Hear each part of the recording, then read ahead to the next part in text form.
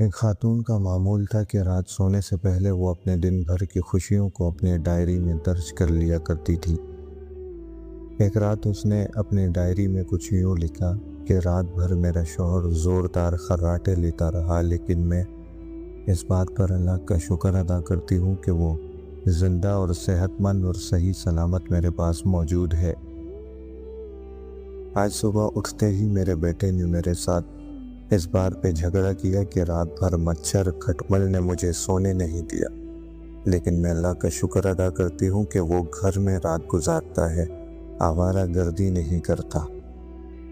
मैं इस बात पे खुश हूँ कि मुझे बिजली, गैस, पेट्रोल और दूसरे तीसरे यूटिलिटी बिल्स की मद में कई हज़ार टैक्स पे करना पड़ता है, लेकिन खुशी इस बात की है कि आखिरकार ये सहूलत मेरे पास मौजूद है।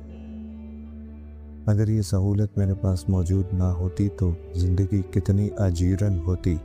मैं खुश हूँ कि मुझे दिन भर घर के दरवाजे और खिड़कियाँ और दूसरी चीज़ें साफ़ करना पड़ती हैं, लेकिन मैं अल्लाह का शुक्र अदा करती हूँ कि मेरे पास घर मौजूद है। वो लोग भी तो हैं जिनके पास अपना घर मौजूद नहीं है। रात सोने से पहले मुझे शदीद थकावट का एहसास होता है, लेकिन मैं अल्लाह का शुक्र अदा करती हूँ कि सेहत है तो मैं दिन भर काम कर लेती हूँ और थक जाती हूँ।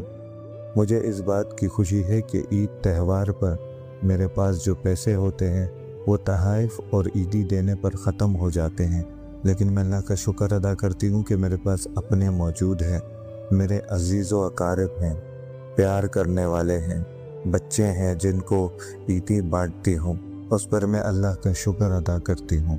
कभी कभार मैं बीमार पड़ जाती हूँ, अल्लाह का शुक्र अदा करती हूँ कि ज़्यादातर मैं सेहतमंद रहती हूँ और तंदुरुस्त और तवाना रहती हूँ। इस बात पर अल्लाह का शुक्र अदा करती हूँ कि रोज़ाना अलार्म की आवाज़ सुनकर मेरी आँख खुल जाती है, यानी मुझे फिर एक नई सुबह देखना नसीब हो गई। दोस्तों, किस कदर खूबसूरत और पॉजिटिव अप्रोच है।